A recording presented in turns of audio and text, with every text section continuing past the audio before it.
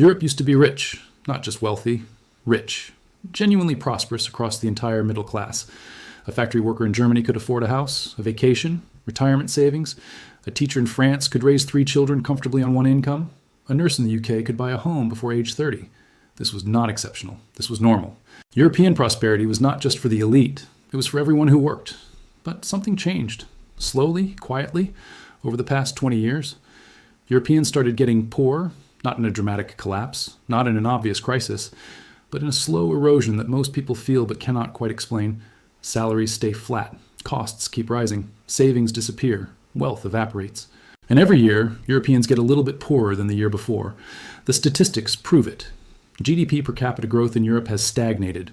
Real wages adjusted for inflation have barely moved in 15 years. Household savings rates have collapsed. Debt levels have exploded. Europeans are objectively poorer today than they were in 2008. And the gap between Europe and America is widening every single year.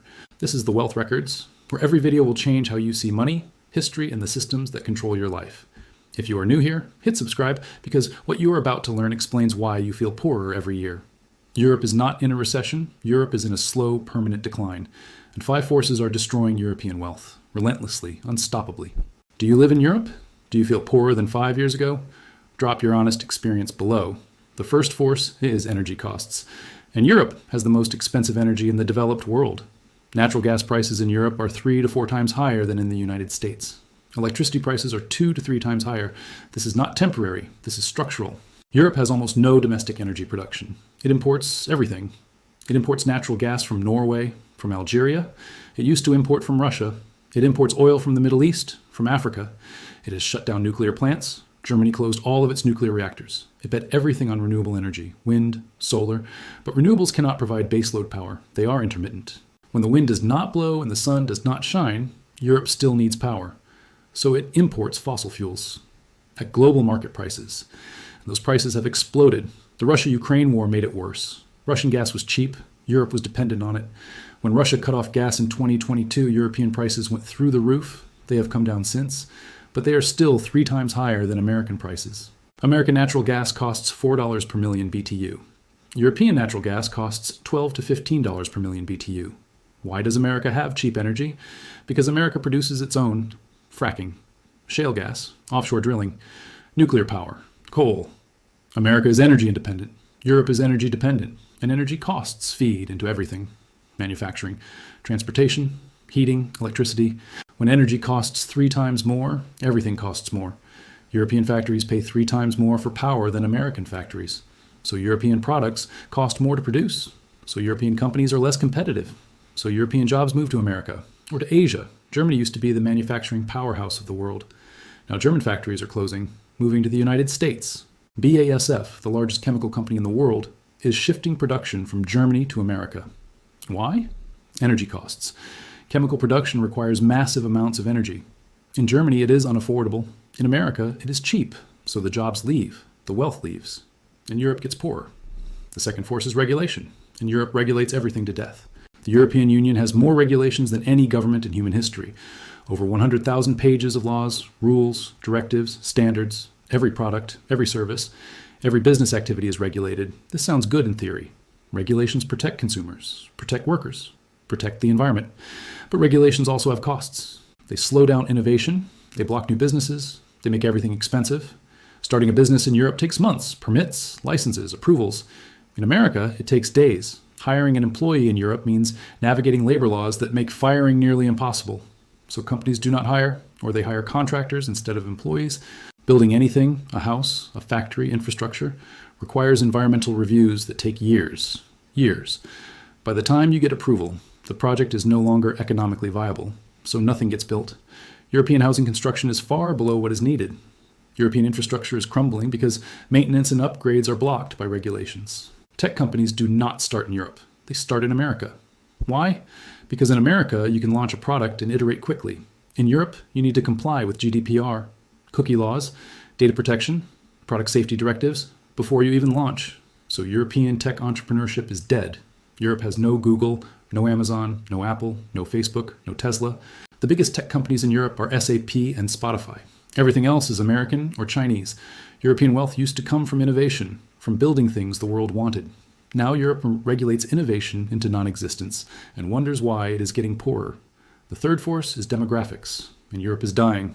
Birth rates across Europe are catastrophically low. Italy, 1.2 children per woman. Spain, 1.2. Germany, 1.5. You need 2.1 just to maintain population. Europe is at 1.5. That means every generation is smaller than the one before. Fewer workers, fewer taxpayers, fewer consumers, more retirees, more pensions to pay, more healthcare costs. The math does not work. In 1970, Europe had 4 workers for every retiree. Today, it has 2 workers for every retiree. By 2050, it will have 1.2 workers per retiree, 1.2 workers funding one retiree's pension and healthcare. Impossible. European pension systems are going bankrupt, all of them. France, Germany, Italy, Spain, every country. The promises made to retirees cannot be kept. The money does not exist, so benefits will be cut. Retirement ages will rise. Taxes will increase, and young Europeans will pay more and receive less. European governments tried to fix this with immigration. Bring in young workers from outside Europe. They will pay taxes, fund pensions. But immigration created new problems: integration failures, parallel societies, welfare dependency, crime. And the fiscal math did not work. Low-skilled immigrants in high-cost welfare states are net drains on budgets. They consume more in services than they contribute in taxes. So immigration made the fiscal crisis worse, not better. Europe is trapped. Birth rates are too low. Immigration does not solve it. The aging crisis accelerates. And as the ratio of workers to retirees collapses, everyone gets poorer. Workers pay higher taxes to fund retirees. Retirees receive smaller benefits because the money is not there. The entire system is a slow-motion collapse. The fourth force is taxation, and Europe taxes wealth into non-existence. European tax rates are the highest in the developed world. Income taxes, value-added taxes, social security taxes, corporate taxes, wealth taxes, inheritance taxes. Europeans pay taxes on everything, all the time. In France, the top income tax rate is 45%. Add social charges, another 17%, total 62%. A high earner in France takes home 38 cents on every euro. In Denmark, top earners pay 56% income tax. In Sweden, 57%. In Germany, 45% income tax plus 19% social security. Americans complain about taxes, but American top rates are 37% federal. And most Americans pay far less because of deductions. Europeans pay more and get less. Yes, Europeans get health care and education and pensions, but those systems are collapsing as we just discussed. So Europeans pay Scandinavian tax rates and increasingly get third world services. High taxes destroy wealth creation. If you earn $100,000 and pay $60,000 in taxes, you cannot build wealth. You cannot save. You cannot invest. You cannot start a business. You're trapped in high tax employment forever. And if you do manage to build wealth, Europe taxes that too. Wealth taxes. In Spain, in Switzerland, in Norway. You pay tax on your assets every year just for owning them. If your assets do not grow faster than the wealth tax rate, you get poorer every year automatically. Inheritance taxes are even worse. In the UK, inheritance tax is 40% on estates above £325,000. You work your entire life. You save. You build wealth. And when you die, the government takes 40% before your children see a penny. This destroys generational wealth. European families cannot accumulate wealth across generations like American families can. Every generation starts over, pays taxes, builds a little, dies, government takes half. Repeat. Meanwhile, in America, wealthy families compound wealth for generations. The Rockefellers, the Kennedys, generational dynasties. Europe had those too, once. Now European tax policy deliberately prevents them. And so Europe gets poorer while America gets richer. The fifth force is currency. And the euro is a trap.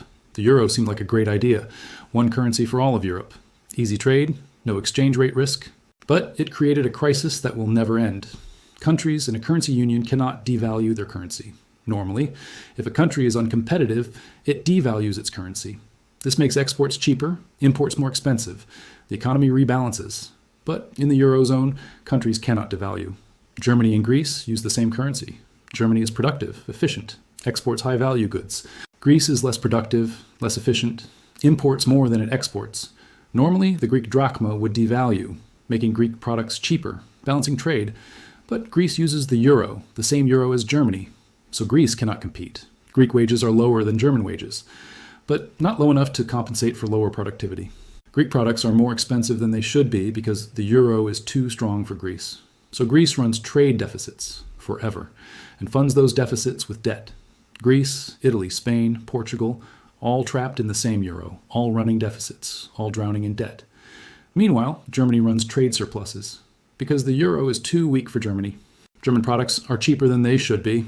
This imbalance is permanent, and it makes Southern Europe poorer every single year.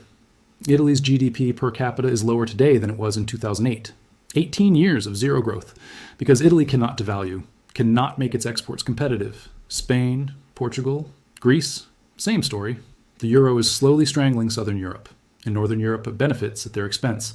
This is not sustainable. Eventually, the euro will break, or Southern Europe will leave, or both. But until then, half of Europe gets poorer every year, locked in a currency that does not work for them. So why is Europe getting poorer every year? Because 5 forces are destroying European wealth. Energy costs 3 times higher than America's, making everything more expensive. Regulations that strangle innovation and block growth. Demographics, where dying populations cannot fund the promises made to previous generations. Taxation that prevents wealth creation and destroys generational accumulation. Currency trap, where half of Europe is locked into a euro that makes them uncompetitive. None of these forces are temporary. None of them are easy to fix. Energy dependence is structural. Europe has no oil, no gas, no willingness to use nuclear or coal. Regulations are political. The EU bureaucracy will never deregulate itself. Demographics are irreversible. Birth rates will not recover. Aging will accelerate. Taxation is ideological. Europeans believe in high taxes. That will not change. The euro is political. Breaking it would destroy the European project. So none of these forces will be reversed. Europe will keep getting poorer. Not in a crisis. Not in a collapse. In a slow grind.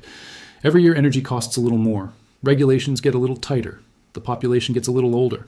Taxes go a little higher, and Europeans get a little bit poorer, until one day they wake up and realize they are a continent in permanent decline. Not because of war, not because of disaster, because of choices. Policy choices. Political choices. Ideological choices. Europe chose energy dependence over energy independence. Europe chose regulation over innovation. Europe chose welfare states over sustainable demographics. Europe chose high taxes over wealth creation. Europe chose the euro over economic flexibility. And now Europe is living with the consequences. Europe was the richest continent on Earth for 500 years.